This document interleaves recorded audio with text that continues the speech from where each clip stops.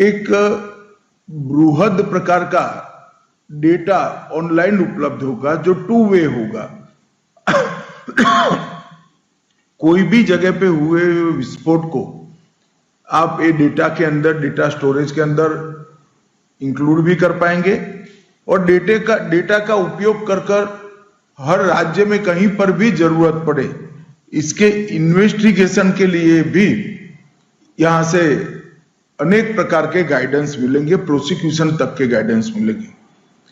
NSG के पास जो database है बम विस्फोटों का, उसमें 1999 से सभी बम संबंधी डेटा यहां पर उपलब्ध है और अब इसकी पैटर्न, इसकी एमओ और आने वाले दिनों में उपयोग में लिए गए विस्फोटक के गुणात्मक विश्लेषण को भी ये डेटा से देश भर की पुलिस उपलब्ध कर पाएगी। घटनाओं की आपसी लिंकिंग एमओ के आधार पर, सर्किट पद्धति के आधार पर और समग्र प्रवृत्तियों को उसके ट्रेंड से समझने में इससे एक बहुत बड़ी सहायता मिलेगी। एनआईडीएमएस एक सुरक्षित राष्ट्रीय डिजिटल प्लेटफॉर्म है जिसके माध्यम से देश भर के बम विस्फोटों के सटीक एनालिसिस को संगठित करना, संकलित करना, मानकीकृत संयोजन करना और सुरक्षित तरीके से इसको सबके साथ साझा करना, ये प्रक्रिया एनआईडीएमएस से एक प्रकार से मजबूती के साथ प्रस्तापित होगी। ये प्लेटफॉर्म आने से जो अनेक प्रकार के डेटा अलग अलग केस की फाइलों में पड़े हैं, वो डेटा अब एक क्लिक पर हमारी इन्वेस्टिगेशन एजेंसियों को और एंटी टेरर ऑर्गेनाइजेशन देश में जितने भी हैं, चाहे राज्य सरकार के हैं चाहे केंद्र सरकार के, उसको उपलब्ध हो जाएगी। इसको 3 प्रकार से हमारे देश की आंतरिक सुरक्षा के पूरे तंत्र को फायदा होने की संभावना है। एक one nation one data repository, इसके माध्यम से अलग अलग न होकर ये पूरा डेटा एक राष्ट्रीय संपत्ति के रूप में हर पुलिस इकाई को उपलब्ध होगा।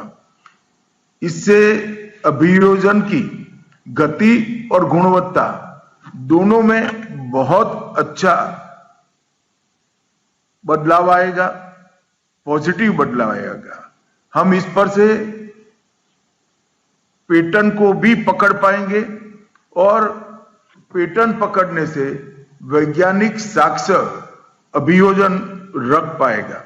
और तीसरा, अंतर एजेंसी समन्वय भी बहुत अच्छे तरीके से होगा।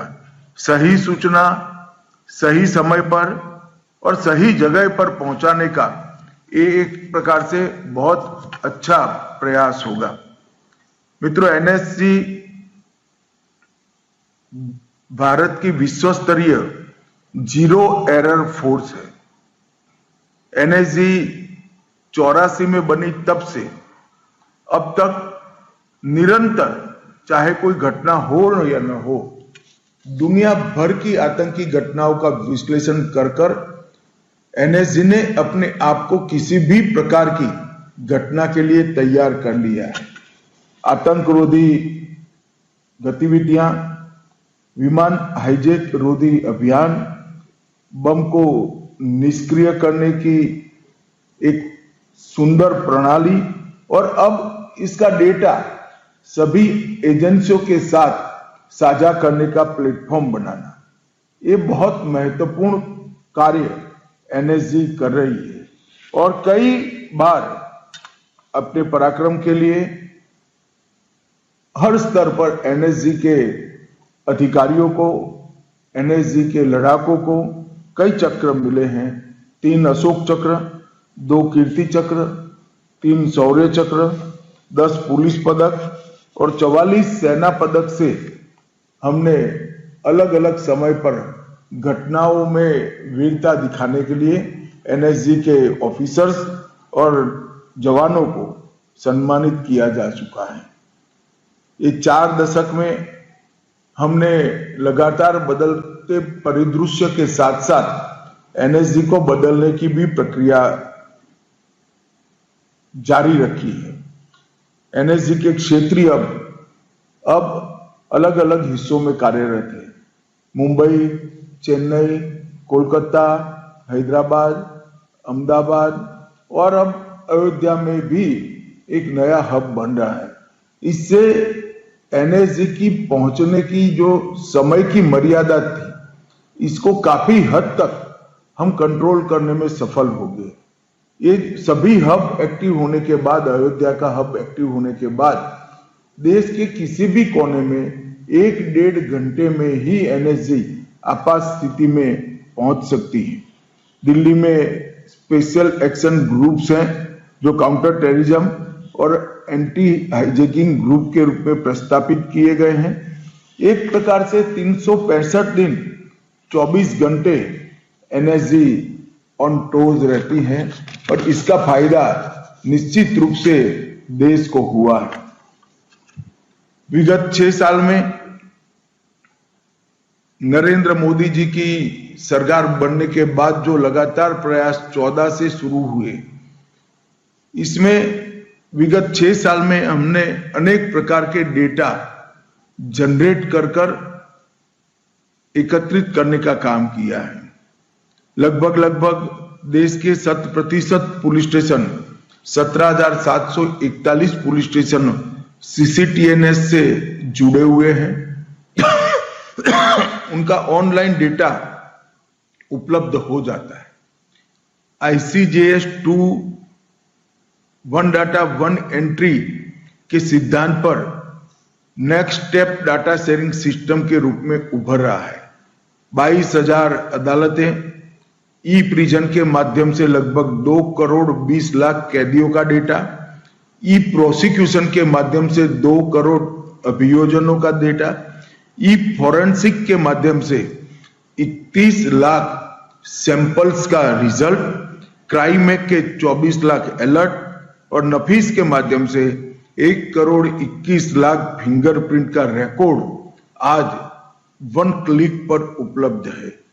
अब इसमें NIDMS भी शामिल हो जाएगी।